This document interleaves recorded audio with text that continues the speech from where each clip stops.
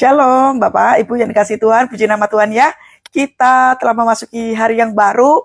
Wow, 3 hari lagi kita akan meninggalkan tahun 2025. Tuhan Yesus selalu baik dalam setiap kehidupan kita. Ayo ucap syukur sama-sama, kita persiapkan diri kita 3 hari ini, apa yang harus kita persiapkan di dalam Tuhan. Ya, ayo kita doa sama-sama. Bapa Roh Kudus, kami bersyukur kepadamu Tuhan atas pagi hari ini. Terima kasih, Tuhan Yesus selalu baik bagi setiap kehidupan kami. Kami sungguh merasakan kasih-Mu ya Tuhan. Day by day kami merasakan cintanya Tuhan. Kami tidak pernah sendirian, kami berjalan bersama-sama dengan Engkau. So, sekarang Tuhan kami mau duduk diam dalam hadirat Tuhan. Ajar kami, didik kami. Tuhan mau bicara apa, Engkau terus menuntun setiap kami. Kami mau buka telinga kami ya Tuhan. Mempersiapkan 3 hari ini. Ya Tuhan Yesus untuk boleh memasuki tahun 2026. Ajar kami, didik kami ya Tuhan. Kami semuanya siap mendengar dalam nama Tuhan Yesus. Haleluya. Amin. Tuhan Yesus dahsyat. Tuhan Yesus luar biasa. Apapun yang menjadi keadaan kita hari ini, katakan Tuhan Yesus dahsyat. Haleluya. Haleluya. Saudara, saya mengucapkan selamat Natal ya. Wow, Tuhan Yesus baik ya. Tuhan Yesus sangat-sangat baik. Tanpa terasa kita sudah menginjakkan kaki kita di bulan Desember.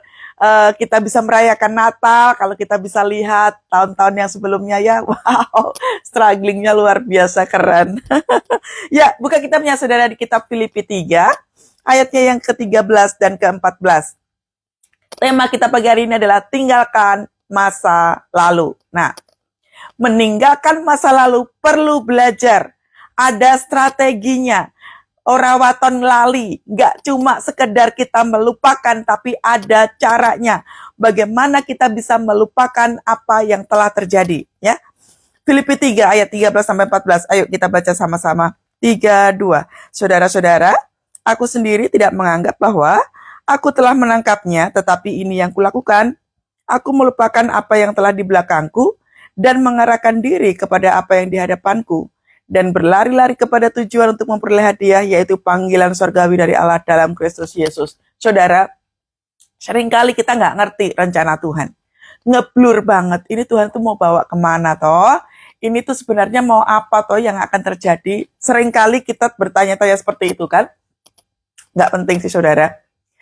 Terkadang kita diizinkan untuk nggak ngerti apa-apa.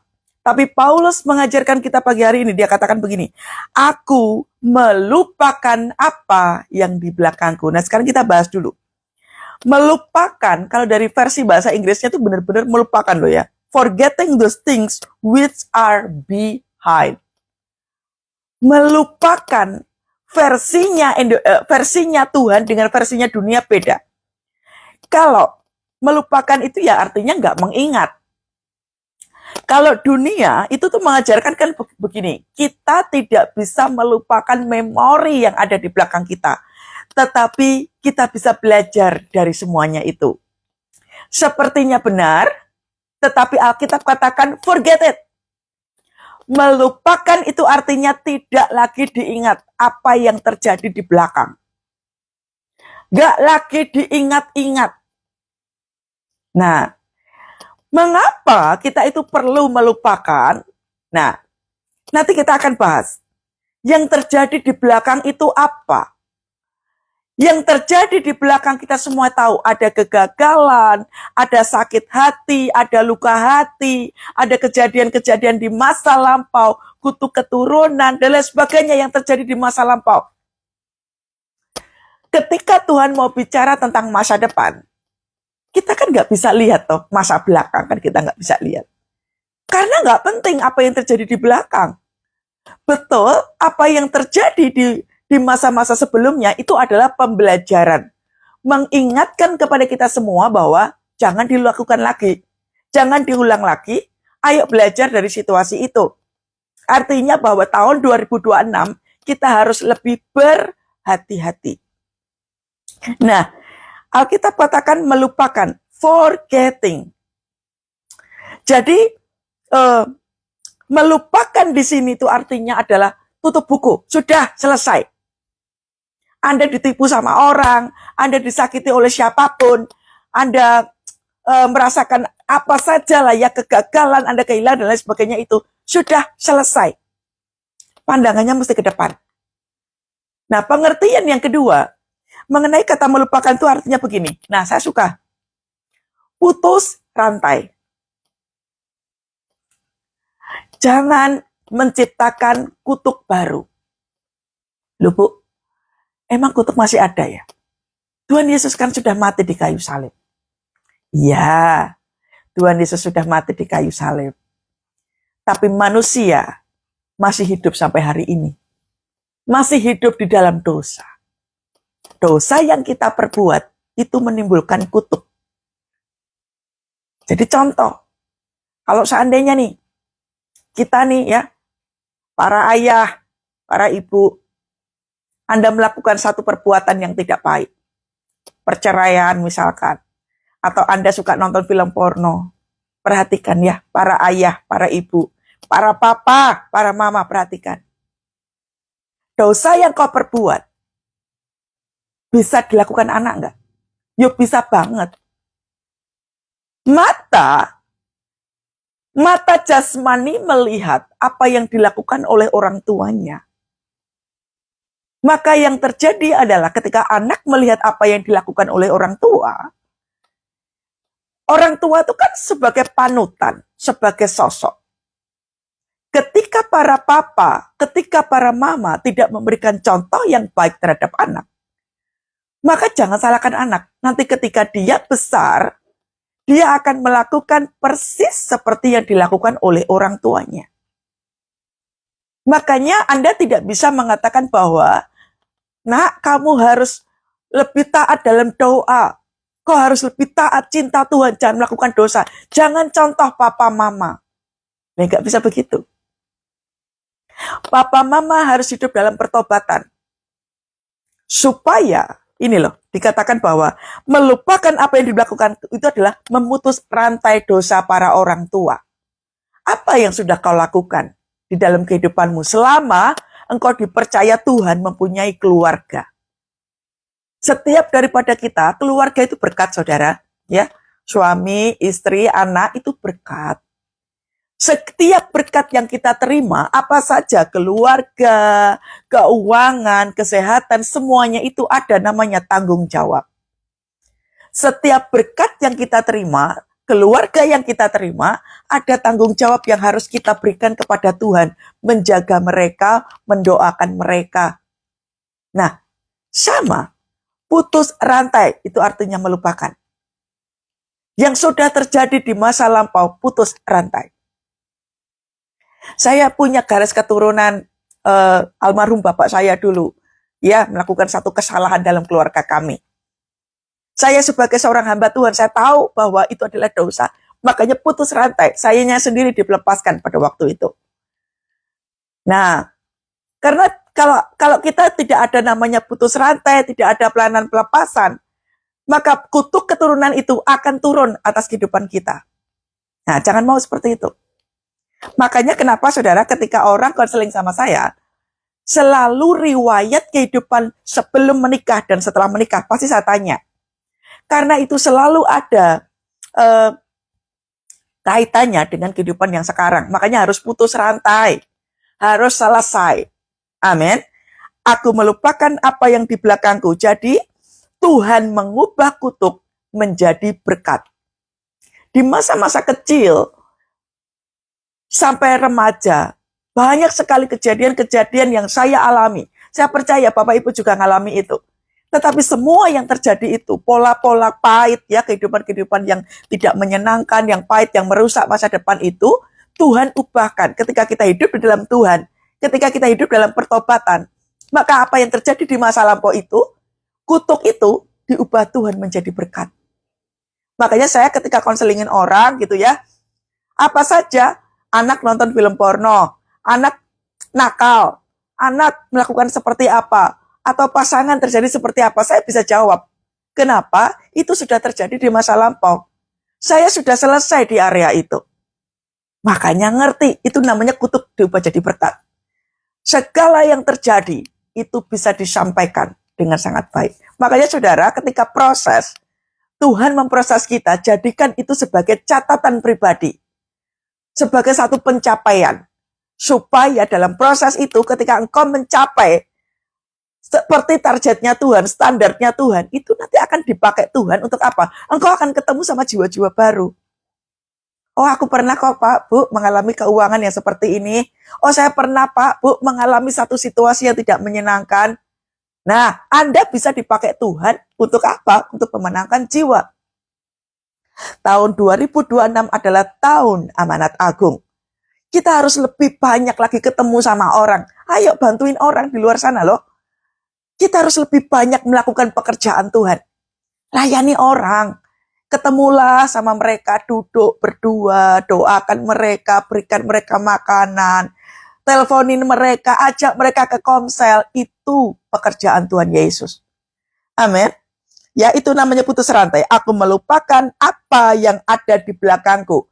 Yang di belakang kita apa? Tadi sudah dikatakan bahwa kutuk yang di belakang kita. Kemarahan, luka hati, sampah-sampah kehidupan yang sudah terjadi. Ayo, 3 hari ini masih ada waktu, buang semua sampah-sampah kehidupan itu. Buang.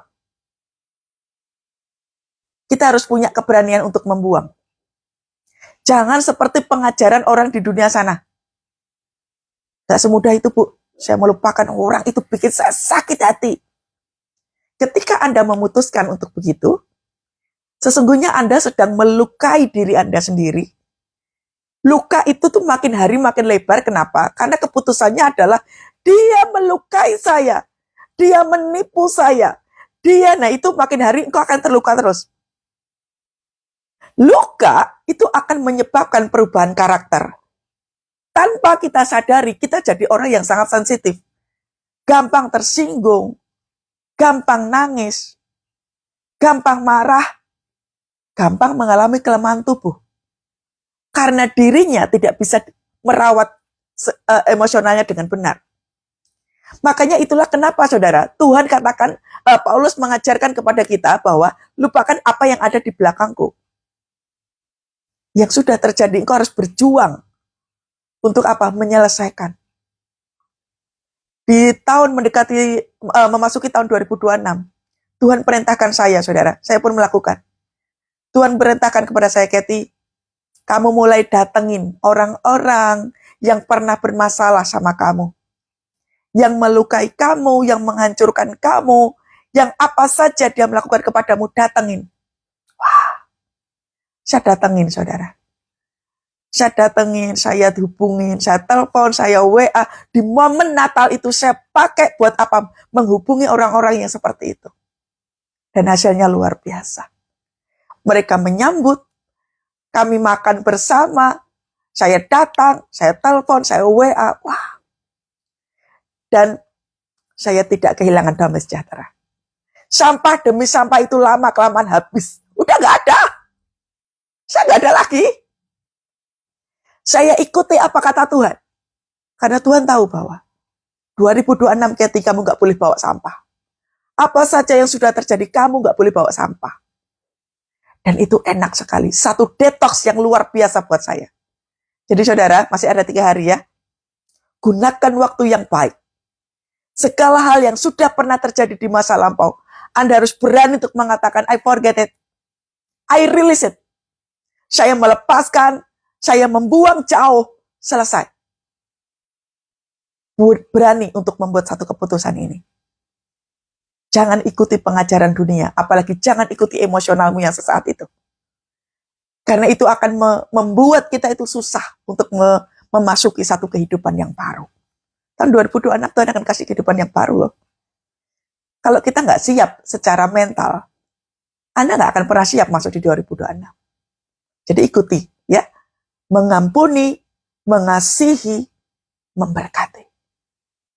Karena apa yang kita lakukan 3 hari ini, saudara, itu seperti membuka gerbang di tahun 2026, masuk tanpa ransel sampah. Karena untuk masuk ke 2026, itu tidak mudah. Anda dan saya sungguh-sungguh tidak boleh bawa beban.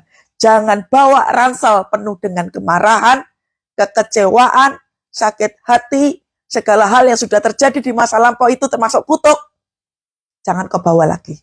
Ayo satu persatu buangin. Kita masih punya waktu 3 hari itu. Ya, apa yang terjadi di masa lampau, ada kegagalan, ada kehilangan, sudah.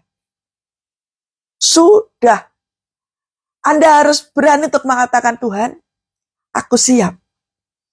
Sekarang aku berani, Tuhan, untuk melangkah ke depan. Ngomong pada diri sendiri. Saya pun melakukan itu, saudara.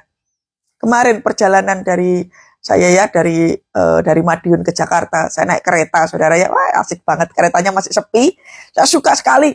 Saya benar-benar nggak tidur, perjalanan dari Madiun ke Jakarta saya nggak tidur. Saya benar-benar merefleksi diri, saya mengingat apa yang sudah terjadi, saya merefleksi diri, saya sambil lihat pemandangan gitu ya di luar gitu, saya katakan aku melepas satu persatu. Dan aku merasakan satu penuaian yang dahsyat di tahun 2025. Wow, Tuhan. Memang bentuknya nggak materi. Bentuknya bukan barang. Tapi hati saya berlimpah dengan ucapan syukur. Itulah enaknya, saudara. Kalau ngikutin perintah Tuhan, itu enak. Ya, jadi kita nggak bawa sampah lagi. Oke, sekarang begini. Dan mengarahkan diri. Nah ini. Mengarahkan diri. Hati-hati ya. Mengarahkan diri kepada apa yang ada di hadapanmu. Nah, yang ada di hadapan kita apa sekarang? Udah, hadapi yang ada di depan kita itu. Kalaupun sekarang yang kau punya uang cuma segini, ya sudah. Setiap ada perkara kecil, Tuhan akan berikan kita perkara yang besar. Kemarin saya membaca satu artikel, nggak tahu ya demonya tuh hari ini atau hari besok, saya kurang tahu. Di Jakarta UMP udah dinaikin jadi sekian. Lalu kemudian akan ada demo buruh menolak kenaikan UMP. Kok cuma segini? Nggak cukup untuk tinggal di Jakarta, saudara. Saya waktu baca ini, saya katakan begini. Orang kalau nggak tahu mengucap syukur kayak begitu.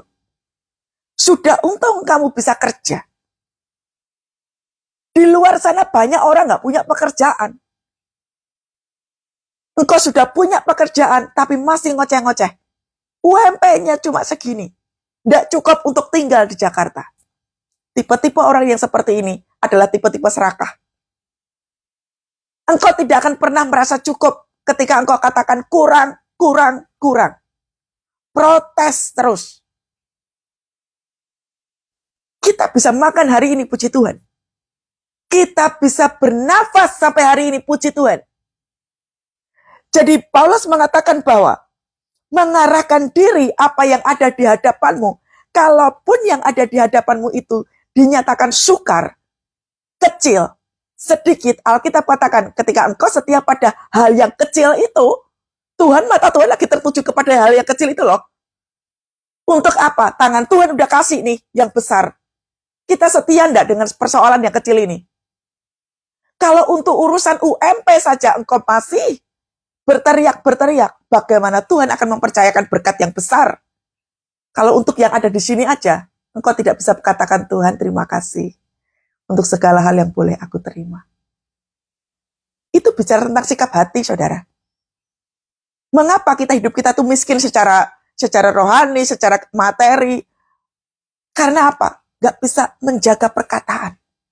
Isi pikirannya itu adalah serakah, kurang, rakus, penuh dengan kemarahan, diintimidasi seperti ini, wah mau, disogok seperti ini, mau.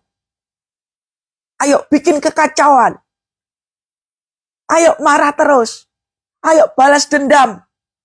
Demi apa toh? Demi isi perut. Itulah kenapa Tuhan Yesus itu ketika, masih ingat ya, di kitab perjanjian baru ada anak muda datang kepada Tuhan Yesus. Yesus, guru, apa toh syaratnya untuk masuk ke surga itu? Tuhan Yesus katakan, ya kamu lakukan ini, A, B, C, D ini. Oh sudah, saya sudah melakukan itu. Saya sudah nyumbang, saya sudah melayani, saya sudah mengampuni, saya sudah bekerja, saya sudah semuanya Tuhan Yesus. Oh ya sudah. Kalau gitu, jual semua barangmu, kamu nggak punya apa-apa, nol, ayo kamu ikut aku. Artinya apa? Kekristenan tidak alergi terhadap kekayaan. Enggak, itu bukan soal itu. Ini adalah pola pikir yang isinya cuma duit. Isinya cuma kekayaan, nanti takut kurang, takut miskin, takut gak bisa bahagia, takut dengan semuanya itu. Ya enggak bisa. Karena kerajaan Allah itu ada di sebelah kita. Kerajaan Allah itu ada di depan kita. Mau pilih apa? Ya, makanya si Paulus mengatakan bahwa engkau harus mengarahkan diri. Contoh, orang kalau lomba lari, coba kalau lomba lari Anda lihat ke belakang terus.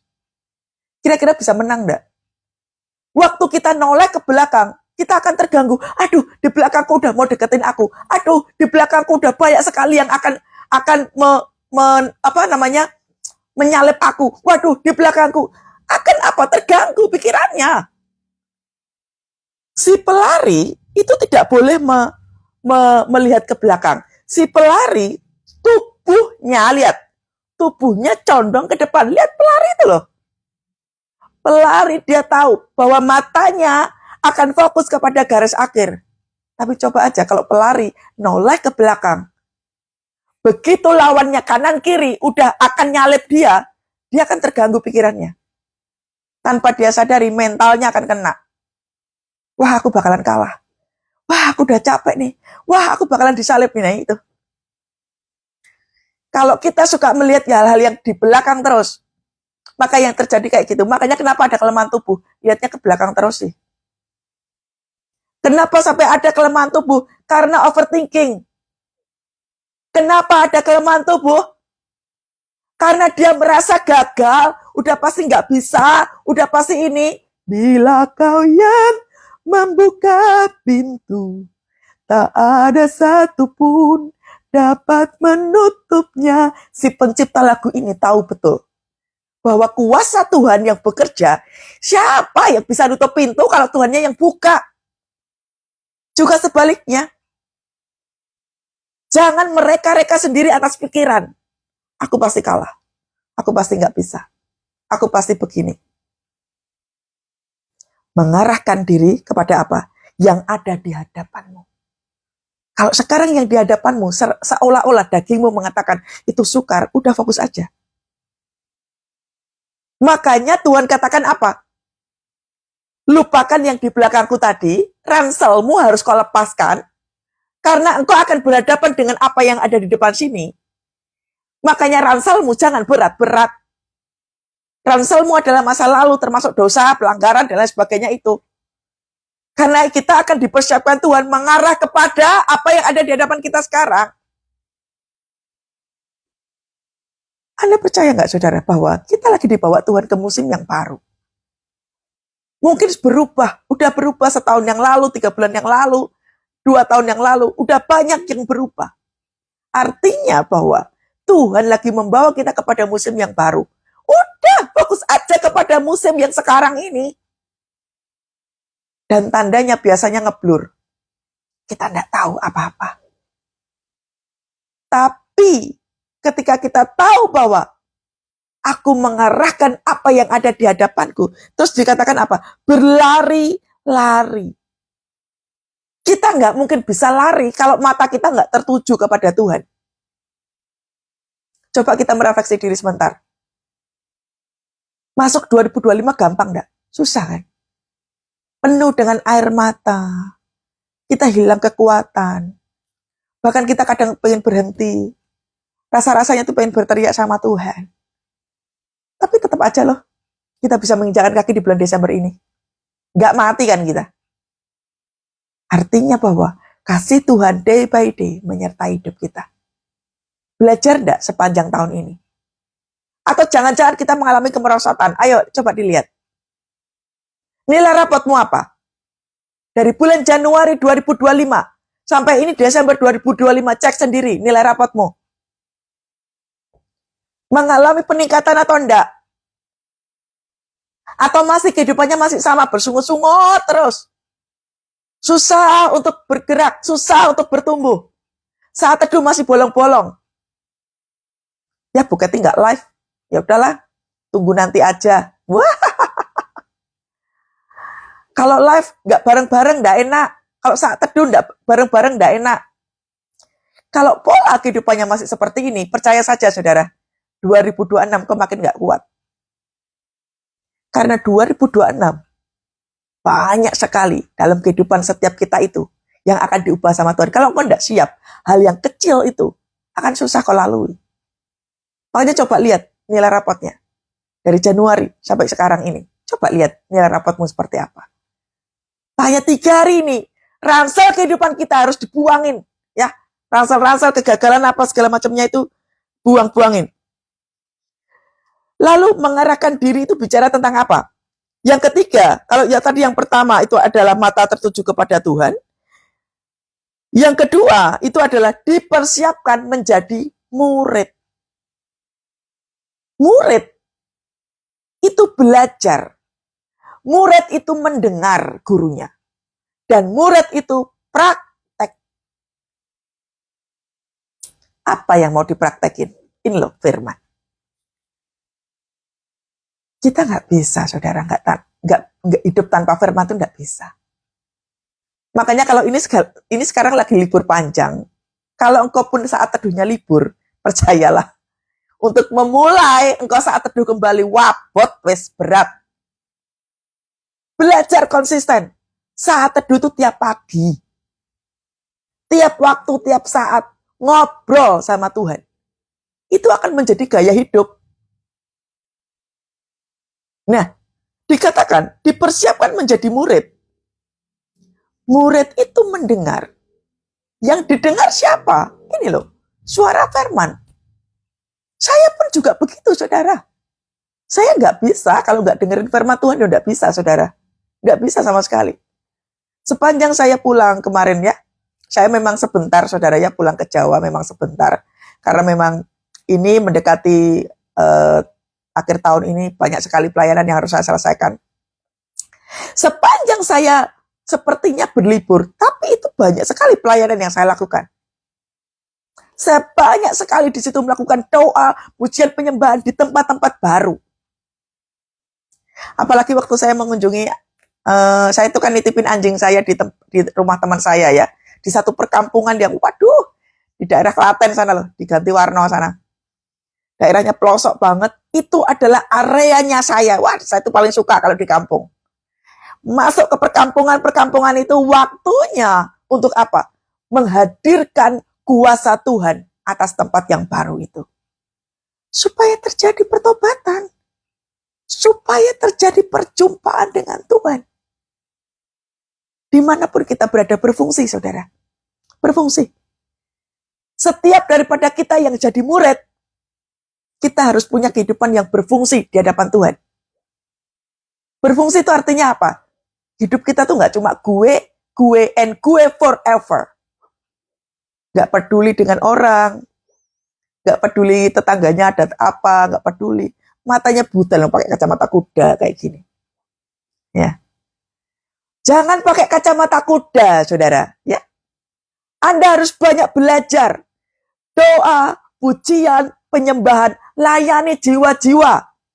Amin. Layani jiwa-jiwa. Bu, persoalan saya aja banyak. Semakin engkau banyak persoalan, doakan orang lain. Ayo.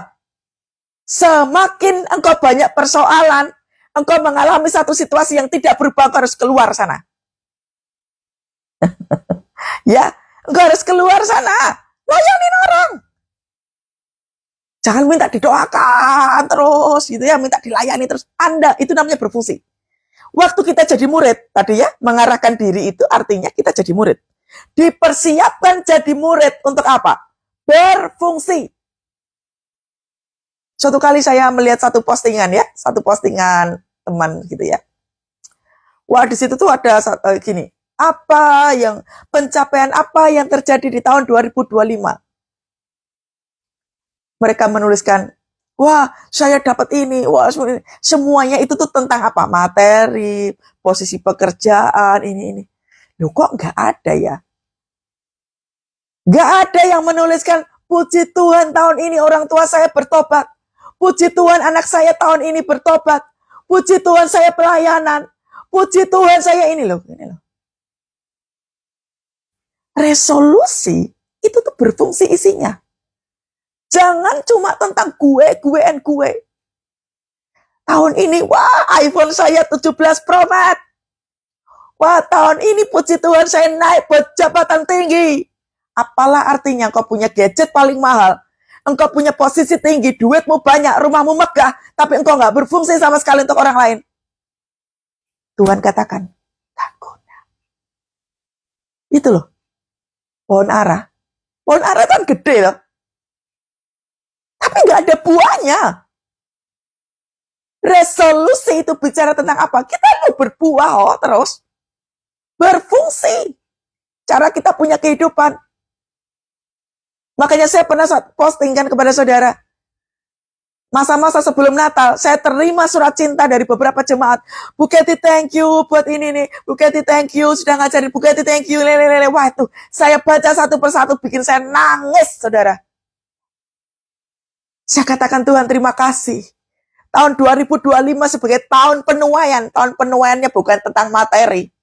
Tapi tahun penuaiannya adalah saya ketemu jiwa-jiwa yang bertobat, yang ketemu Tuhan Yesus, mereka jadi pintar doa, mereka jadi ngerti firman, yang tadinya nggak pernah saat teduh jadi saat teduh, itu pencapaian.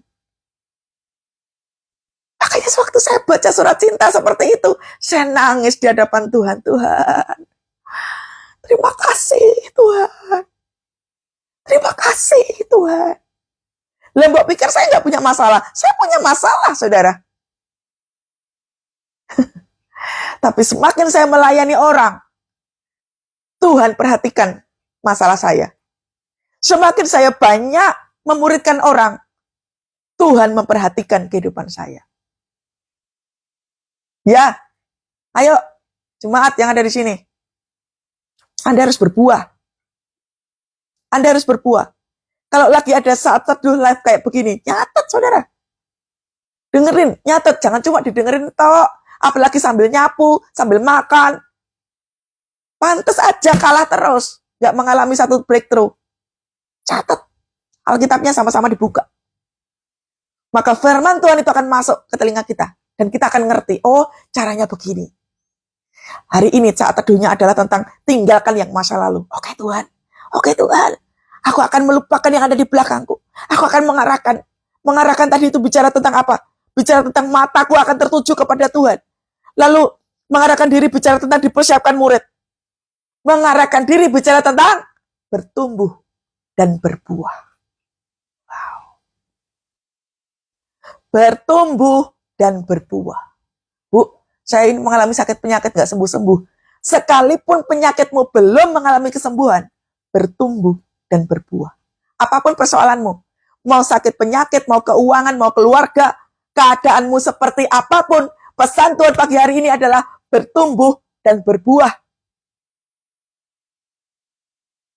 Bertumbuh dan berbuah itu tanggung jawab loh saudara. Kita itu dikasih sama Tuhan kehidupan day by day supaya kita bertumbuh dan berbuah. Dan itu adalah tanggung jawab pribadi kita. Makanya saya tuh kalau ngajar sekeras ini kenapa? Saya tuh nggak suka jemaat yang menye-menye. Kalau jemaat yang menye-menye kayak gini-gini, seranganmu itu musuhmu tuh iblis. Iblis itu mencuri, membunuh, dan membinasakan. Kitanya harus garang. Amin. Ya. Jadi, kata mengarahkan diri, reaching for unto those things which are before, mengarahkan diri, di situ artinya yang tadi yang pertama adalah mata tertuju kepada Tuhan, cari kehendak Tuhan. Yang kedua, dipersiapkan menjadi murid. Yang ketiga, bertumbuh dan berbuah. Makanya kalau ada serangan demi serangan, kalaupun kitanya menjadi takut atau khawatir, itu cuma sebentar. Fokuslah kepada ini. Dan lanjut ya. Dan berlari-lari kepada tujuan untuk memperoleh hadiah, yaitu panggilan surgawi. Nih, garis bawahi. Berlari-lari. Orang kalau lari, fokus enggak? Fokus. Berlari-lari itu artinya begini. Yang pertama, stop, bersungut-sungut. Tadi itu loh ya, yang seperti yang tadi saya bilang tadi. UMP cuma segini, nggak cukup untuk hidup di kota Jakarta. tipe-tipe orang stuck, tipe-tipe orang yang nggak bertumbuh kayak begini. Masih kurang, nggak bisa, aku nggak mungkin, ini pikirannya negatif terus. Ini tipe-tipe orang nggak bertumbuh. Maka kata berlari-lari pengertian yang pertama adalah stop bersungut-sungut. Udah mau masuk tahun 2026 masih bersungut-sungut. Kita udah mau tinggalin tahun ini. Bangsa Israel waktu bersungut-sungut apa yang terjadi? Makanan susah. Emosian terus. Sensitif. Tidak mengerti kehendak Tuhan. Bangsa Israel waktu bersungut-sungut kayak gitu. Jadi waktu kita banyak bersungut-sungut, kita nggak ngerti kehendak Tuhan, kita akan banyak pikiran, makin stres. Kita nggak bisa doa. Orang bersungut-sungut itu nggak akan bisa doa. Orang bersungut-sungut nggak bisa pelayanan dengan benar. Doamu cuma doa minta terus. Karena kebanyakan bersungut-sungut. Tuhan, yang ini belum sembuh. Tuhan, berasnya habis. Tuhan, wes kebutuhan terus. Itu namanya bersungut-sungut.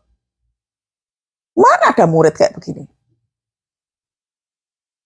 Ya, pengertian yang kedua. Bersiap kepada perubahan baru. Bersiap kepada perubahan baru. Namanya perubahan baru itu nggak peduli situasinya apa. Waktu sebelum pandemi, Tuhan sudah bawa saya ke musim yang baru. Waktu masuk ke musim yang baru, semua yang saya lakukan selama bertahun-tahun itu dilepasin sama Tuhan. Kamu harus lepasin. Saya punya perusahaan, saya punya pekerjaan, apa saja yang saya punya dilepas. Saya nggak pegang apa-apa. Itu artinya bersiap pada musim yang baru. Kalau situasinya sudah berubah, jangan noleh lagi ke belakang. Tuhan tidak mengubah sesuatu yang baru. Fokus aja kepada yang sekarang ini. Fokus aja sekarang ini. Ya, bersiaplah untuk melihat satu situasi yang baru. Karena untuk kehidupan yang baru, mungkin kau belum pernah ngalami, mungkin kau belum pernah merasakan sesuatu yang baru itu kau harus banyak belajar. Saya pun belajar, saudara. Yang biasanya pagi-pagi saya ngantor, yang biasanya saya itu bisa ngelit banyak karyawan, yang biasanya saya itu mikirin gaji mereka, tiba-tiba saya harus diam, tiap hari cuma baca firman Tuhan, melayani jemaat, ketemu jemaat, ora ngeluh siraku. Itu di awal-awal seperti itu enggak ngerti. Tapi pada akhirnya saya bisa ngerti, wow, ternyata rencana Tuhan itu keren banget. Tuhan pertemukan saya dengan Anda. Saya teleponin mereka, saya konselingin mereka, doakan mereka. Ternyata itu kebahagiaan buat saya secara pribadi. Wah, keren banget. Keren banget. Lalu pengertian yang berlari-lari yang ketiga itu artinya semakin tekun dalam doa, pujian, penyembahan. Ayo merenungkan firman Tuhan dan melakukannya. Itu namanya lari. Lari, saudara, lari. Jangan bersungut-sungut. Fokus ke depan. Semakin tekun kok dalam doa, pujian, penyembahan. Jangan kalau ketemu hamba Tuhan tulis, saya doa, minta tolong doakan ini. Ketemu hamba Tuhan lagi, tulis lagi, minta tolong doakan ini. Ketemu hamba Tuhan lagi, gitu terus. Itu namanya nggak lari. Itu namanya mandek. Ngerti tidak, saudara? Mandek. Lari ya. Berlari kepada tujuan. Saya itu dulu nggak bisa, saudara, kayak gini tuh nggak bisa. Baca firman Tuhan ya biasa aja. Tapi begitu dididik sama Tuhan, kata demi kata ya dibukain secara lebar. Oh, artinya tuh kayak begini ternyata. Begitu banyak hal-hal yang tersembunyi yang Tuhan berikan ini. Makanya baca firman Tuhan, kayak kau baca komik, saudara, jangan baca kayak koran. Cepet gitu. Baca firman Tuhan gak usah cepet-cepet. Nggak usah banding-bandingin sama yang lain. Wah, saya sudah khatam. Buat apa khatam kalau nggak ngerti apa-apa? Satu perikop ya kalau kamu ngerti, itu keren udah. Ya. Dan berlari-lari kepada tujuan untuk beroleh hadiah. Tujuannya apa? Nah ini sekarang tujuan. berlari-lari kepada tujuan. Apa tujuannya? Pertanyaan ini. Kehendak Tuhan apa kehendak pribadi? Kalau lagi ngomongin tentang tujuan, kehendak Tuhan apa kehendak pribadi? Setiap proses yang kita alami ada tujuannya. Sama, saudara. Waktu meninggalkan apa yang sudah ada, yang saya punya itu, Tuhan punya tujuan. Saya biasanya akhir tahun udah traveling kemana-mana, saudara. Setahun saya bisa traveling itu bisa 4-5 kali. Suka-suka. Mau duit banyak. Suka-suka saya. Mau beli tiket gak usah mikir. Pergi-pergi aja. Tapi begitu jadi murid, Kathy, semuanya itu sudah selesai. Sudah selesai. Ayo sekarang fokusnya adalah kehendakku yang kau lakukan. Awal-awal pertama saya tidak ngerti. Tapi begitu saya mengerti kehendak Tuhan, saya itu tiap hari nangis, saudara. Nangisnya bukan karena nangis kehilangan. Saya nangisin jiwa-jiwa. Kalau saya itu habis ada orang konseling, habis selesai konseling, saya pasti nangis. Tuhan, terima kasih. Kiranya kau terus memberkati jiwa-jiwa ini. Semakin pulih hidupnya Tuhan. Semakin mengenal ya Tuhan. Semakin percaya kepada Tuhan. Jadi nuntun orang. Ayo kembali kepada Tuhan. Nuntun, dituntun. Dibawa setiap jiwa-jiwa kepada Tuhan. Ayo kembali kepada Tuhan. Dan itu rasa-rasanya, wah itu tuh kebahagiaan yang luar biasa. Jadi tujuannya kita udah tahu ya. Berlari-lari kepada tujuan. Tujuan Tuhan atau tujuan pribadi. Ini pilihan. Yang kedua, apa tujuan hidupmu? Kita masih menggunakan pola lama atau pola yang baru. Pola lama, bersungut-sungut. Waduh, kok hidupnya makin miskin? Aduh, ini hidup gimana ini? Kok kayak gini? Masih pakai pola yang lama. Pola yang baru, jubah yang baru, sudah tidak lagi dalam dosa. Udah selesai, saudara. Kemarin saya ngobrol sama adik rohani saya. Kita lagi nggak gibah ya.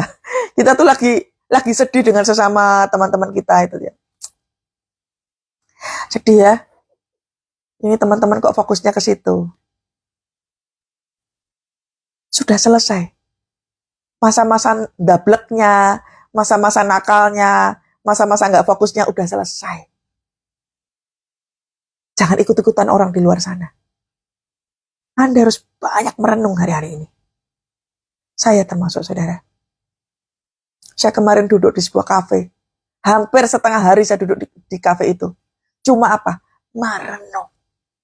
Tuhan kok baik banget. Saya itu pecinta kopi, saudara. Kalau sudah di kafe itu bisa setengah hari. Baca firman, kupas, tulis di iPad, tulis jadi materi.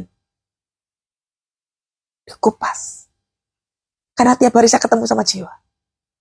Saya harus banyak makan firman. Saya mau kasih apa ke jiwa-jiwa itu kalau saya sendiri nggak makan firman?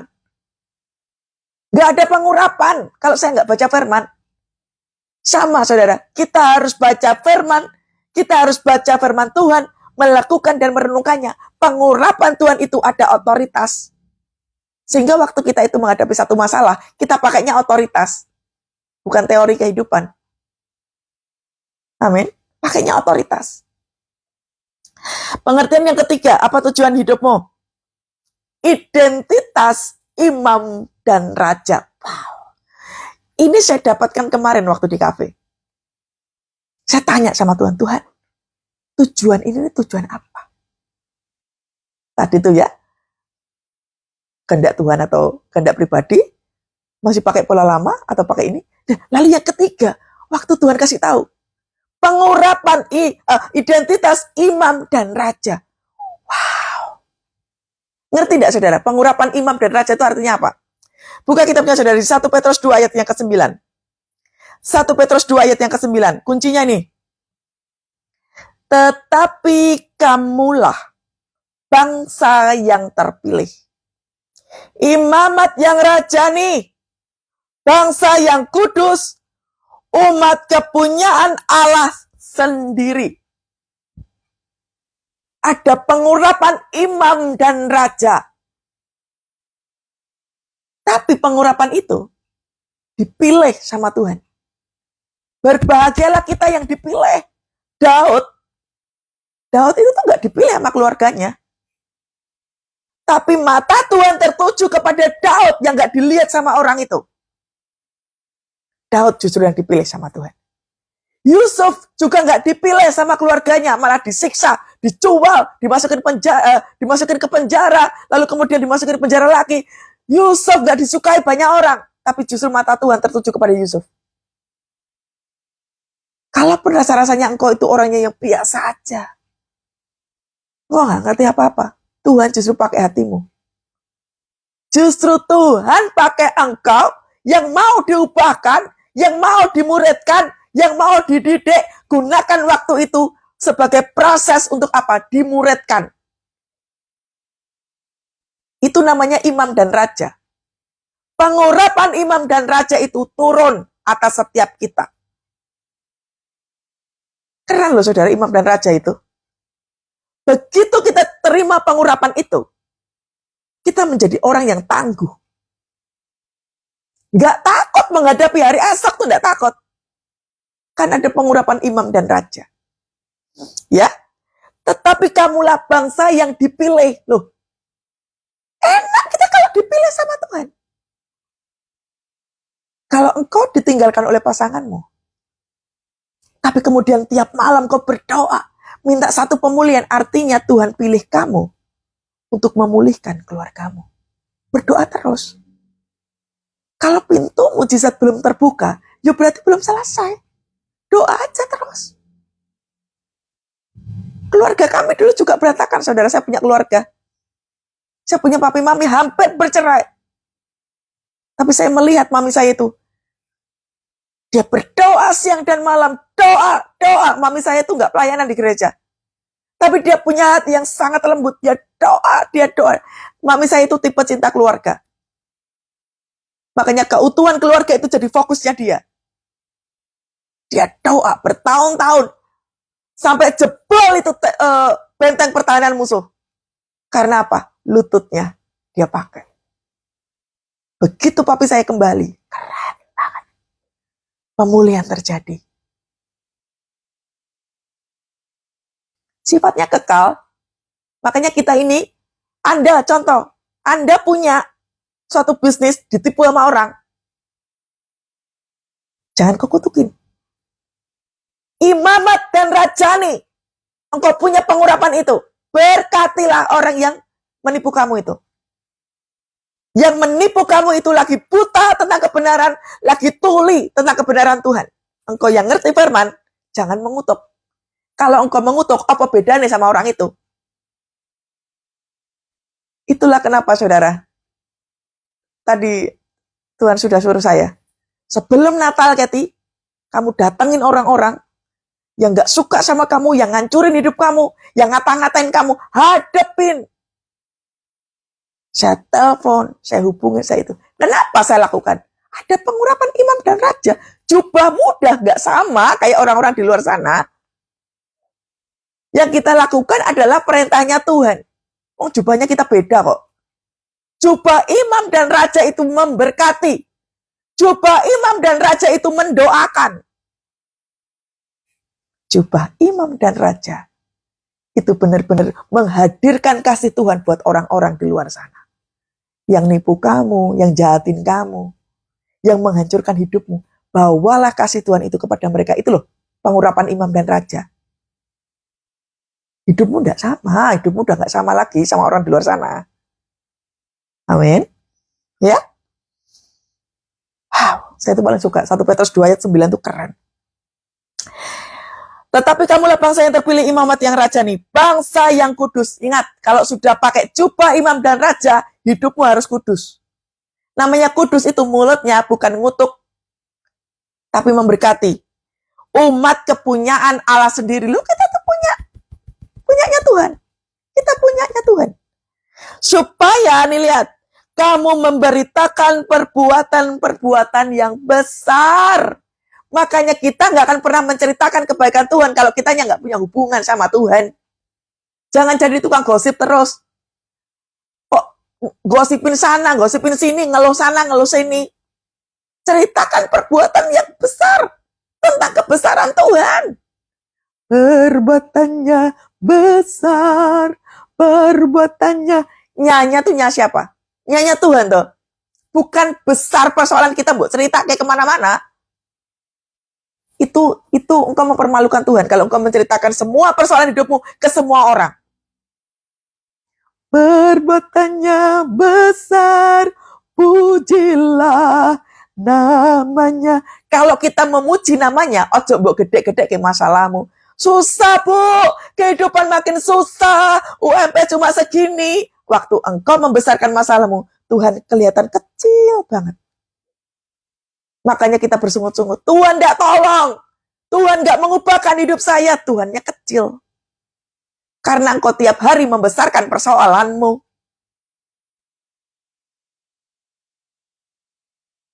Hati-hati. Tuhan lagi mengurapi kita imam dan raja. Ojo sembarangan jadi orang. Ya, amin. Ojo sembarangan jadi orang. Saya pun begitu. Ojo sembarangan jadi orang. Saya tadi malam mimpi, saudara ya. Tuhan kasih satu penglihatan. 9 anak muda. Dan itu ada saya di situ. 9, angka 9 itu artinya melahirkan. Waktu saya tanya Tuhan, apa yang kau inginkan dari mimpi itu? Persiapkan dirimu untuk melahirkan generasi. Wah, saya nangis, saudara. Waduh, kalau udah diperintahin sama Tuhan kayak begini. Pengurapan imam dan raja dipakai untuk memenangkan jiwa demi jiwa. Saudara, waktu kita siap seperti ini, apa yang saya punya, Anda harus punya juga. Tuhannya sama. Waktu Anda dan saya siap sama Tuhan, Anda akan dipakai Tuhan dahsyat. Waduh. Saya sepanjang pagi tadi tuh agak merenung sama penglihatan yang dilihat di mimpi itu. 9 anak-anak muda. 9 bicara tentang melahirkan.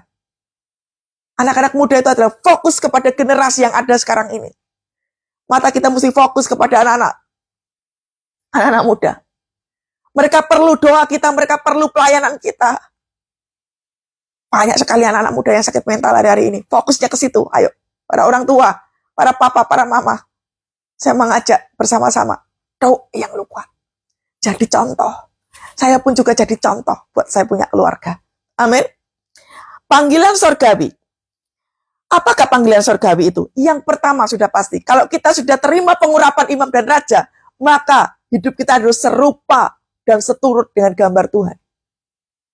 2026. Jangan pakai jubah yang lama. Masih gitu-gitu aja. Ingat, serupa dan seturut dengan gambar Tuhan. Cara kita bicara, cara kita berperilaku, cara kita melayani orang, cara kita ketemu sama orang, cara menghadapi setiap persoalan yang ada, serupa dengan gambar Tuhan. Banyak mengucap syukur, gak mengeluh, memuji Tuhan. Itu serupa dengan gambar Tuhan. Ya, Roma 8 ayat 29 dikatakan, sebab semua orang yang dipilihnya dari semula, mereka itu juga yang ditentukannya dari semula. Kita itu diciptakan Tuhan dari awal. Serupa dengan gambar Tuhan. Ayo kembali kepada posisi awal. Yang tadinya malah saat teduh, yang tiap hari cuma bisanya telepon pendeta, doakan saya, doakan saya, doakan saya. Tiba-tiba Anda mendoakan orang lain. Tiba-tiba Anda menjadi seorang pendoa yang luar biasa di dalam Tuhan. Jadi suka berdoa, muji dan yang menyembah Tuhan. Loh, kita tuh punya otoritas. Loh. Otoritasnya coba genggam aja. Otoritas harus kita pakai. Doa sendiri. Doa. Alami namanya kuasa Tuhan. Alami namanya diurapi sama Tuhan. Anda harus ngalami itu. Kalau Anda dikit-dikit cari pendeta, minta didoakan, Anda nggak akan pernah ngalami. Yang namanya dapat pengurapan itu kayak gimana? Yang namanya pakai otoritas itu bagaimana? Kok harus rasakan sendiri? Saya ngobrol sama kakak saya. Kakak saya beberapa waktu yang lalu tuh ketakutan banget. Sampai dia kabur ke Jogja 3 hari. Saya tanya, ngapain kamu kabur? Saya diserang sama orang pakai black magic. Saya ketawa, saudara. Kalau diserang sama black magic itu, ojo kabur. Hadapi. Sama setan kok takut. Gampang itu. Black magic gak sesusah itu, gampang. Selama engkau hidup dalam pengurapan, setan mana yang mau dekat sama kita? Makanya lawan kita itu adalah sebenarnya diri sendiri. Apa toh? Lawan kita itu tuh ketakutan, ketidakberdayaan, overthinking, kemarahan, luka hati itu musuh. Musuhnya yang selalu ada dalam diri kita. Itu jauh lebih susah. Kalau cuma setan, black magic, gampang. Gampang banget ngapain kabur. Apalagi sampai tidur harus di bawah kolong. Allah ya Tuhan. Gampang. Yang paling susah itu tadi loh, musuh pribadi loh. Yang kita ini nih. Melawan diri kita sendiri itu loh susah. Masih suka overthinking, masih suka negative thinking. Masih suka ngatain orang, emosional, itu musuh. Yang harus kita perangin. Jangan takut sama black magic, saudara. Selama kau hidup dalam pengurapan Tuhan itu harus kau terima. Makanya itulah kenapa, saudara, saya itu selalu katakan kepada saudara, jangan sedikit-sedikit cari hamba Tuhan, doain. Anda nggak akan ngerti nanti. Tipe-tipe akan diserang sama iblis. Iblis itu tuh paling suka kalau lihat orang yang nggak bisa doa. Makanya kalau Anda tiap kali ketemu sama hamba Tuhan minta doa, percayalah, engkau akan diserang terus sama iblis. Iblisnya ngerti engkau nggak bisa doa, makanya diserang terus. Dibuat tidak berdaya, dibuat frustrasi, dibuat bingung. Karena apa? Iblis tahu engkau nggak punya otoritas. Amin. Engkau harus punya otoritas. Otoritas itu adalah hubungan dengan Tuhan. Amin. Serupa dengan gambar. Yang kedua, panggilan surgawi itu artinya apa? Panggilan kudus. Panggilan kudus itu artinya begini. Hidup kita gak sama. Hidup kita gak sama kayak orang lain. Yang lainnya kayak gitu, biarin aja. Gak usah iri. Teman saya kemarin tuh bilang begini, Kak, itu orang gak pernah pelayanan, tapi hidupnya diberkati Tuhan. Loh, kamu yakin itu diberkati Tuhan? Setan juga bisa kok memberkati. Jangan punya roh iri, hanya gara-gara orang itu banyak secara materi, lalu kita iri. Fokuslah kepada apa yang ada di depan. Ya, fokus kepada apa yang ada di depan. Enak itu, saudara. Waktu engkau fokus kepada di depan, orang lain mau ngapain aja, nggak ngaruh. Saya dulu itu tipe orang yang gampang terpengaruh. Teman saya punya tas gitu ya. Wah, tasnya bagus, Pak, branded gitu ya. Saya pasti sama. Wah, harus lebih mahal dari punya saya. Itu dulu ya, itu Kathy dulu. Sekarang enggak. Sekalipun punya kemampuan untuk beli, harus tahu pengurapan imam dan raja itu udah areanya udah gak di situ, udah. Saono nih, seadanya. Tuhan melihat hati, bukan penampilan. Tuhan melihat jiwa. Tuhan melihat hati yang mau diubahkan Tuhan. Kesetiaan itu jauh lebih penting daripada penampilan. Amin. Udah, selesai. Jadi, ngerti ya, saudara? 3 hari ini, yang pertama, tinggalkan masa lalu. Selesai, sudah. Tinggalkan masa lalu.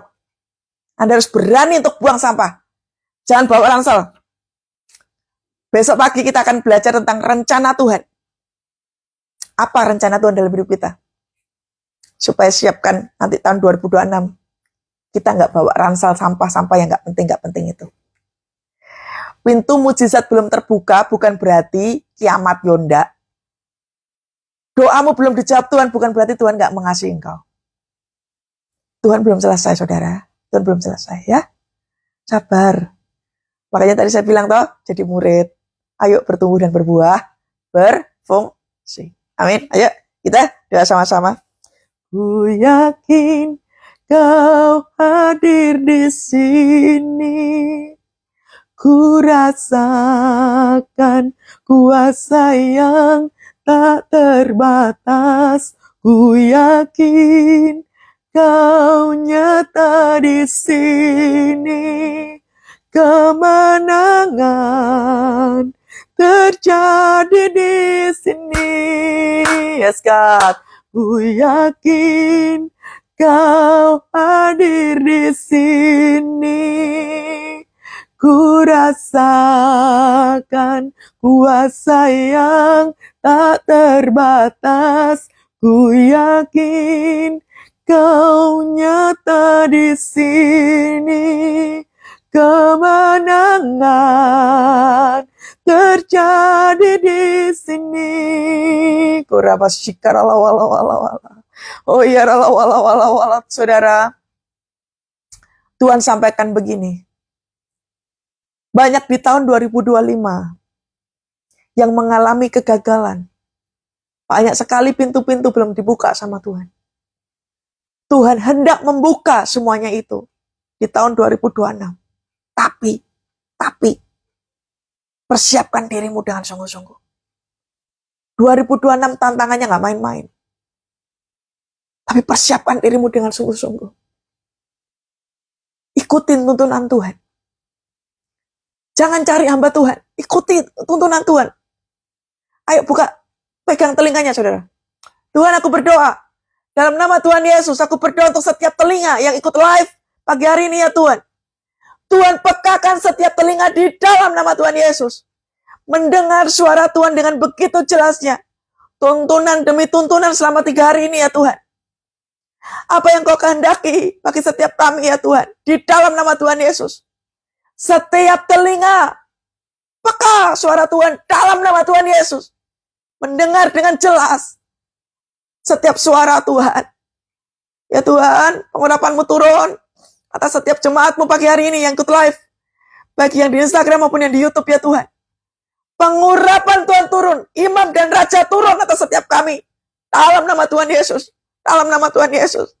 Kehidupan kami gak sama. Kami akan diubahkan Tuhan day by day ya Tuhan. Pengurapan Tuhan turun dalam nama Tuhan Yesus. Semakin peka. Dalam nama Tuhan Yesus. Setiap mata dibuat peka sama Tuhan. Tajam melihat situasi. Dalam nama Tuhan Yesus. Saya melihat saudara, ada seseorang hendak berbuat curang kepada saudara. Tidak usah takut kata Tuhan. Tuhan akan membukakan mata rohanimu. Fokus kepada kuasa Tuhan. Ambil otoritas. Bangun hubungan yang intim dengan Tuhan. Dalam nama Tuhan Yesus, setiap kecurangan yang dilakukan orang jahat atas orang ini ya Tuhan. Oleh kuasa darah Yesus, kami gagalkan rencananya dalam nama Tuhan Yesus. Oh ya dalam nama Tuhan Yesus. Pagari ya Tuhan. Pagari kami dengan kuasa darah-Mu. Yes Tuhan, yes Tuhan. Terima kasih Tuhan, terima kasih. Kau baik. Sekalipun tantangan begitu besar di tahun 2025. Banyak pintu mujizat belum terbuka. Izinkan kami bersyukur kepadamu ya Tuhan. Terima kasih penyertaan Tuhan selalu baik bagi kami. Kami boleh ada sampai hari ini karena kebaikan Tuhan. Buat telinga kami, buat mata kami peka hari-hari ini ya Tuhan.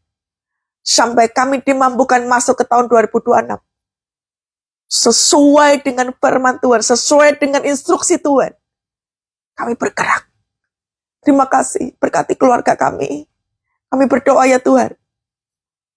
Menjelang malam pergantian tahun, kami berdoa banyak keluarga-keluarga dipulihkan Tuhan. Di dalam nama Tuhan Yesus, setiap keluarga-keluarga yang lagi berkumpul, mengalami satu perjumpaan dengan Tuhan, waktu mereka berdoa bersama-sama, waktu mereka memuji, menyembah Tuhan dalam mesbah doa mereka, ada perjumpaan dengan Tuhan. Keluarga-keluarga dipulihkan. Anak-anak muda dipulihkan, anak-anak mereka dipulihkan. Dalam nama Tuhan Yesus. Terjadi pembalian keadaan dalam nama Tuhan Yesus. Dalam nama Tuhan Yesus. Terima kasih ya Roh Kudus, terima kasih. Ayo ucap syukur sama-sama. Terima kasih Tuhan. Kau sungguh baik. Kau sangat baik. Kemenangan terjadi di sini. Kesembuhan terjadi di sini. Kelepasan terjadi di sini. Yes, God. Ayo angkat tanganmu sama-sama dan terimalah berkat kesembuhan. Terimalah berkat pemulihan. Terimalah berkat kebangkitan. Berlimpah-limpah atas hidupmu. Keluargamu diberkati Tuhan. Pekerjaan bisnis usahamu diberkati Tuhan. Kesehatanmu diberkati Tuhan. Berlimpah-limpah kasih kuasa Tuhan mengalir atas hidupmu. Dalam nama Tuhan Yesus. Haleluya. Katakan sama-sama. Amin. Tuhan Yesus dahsyat.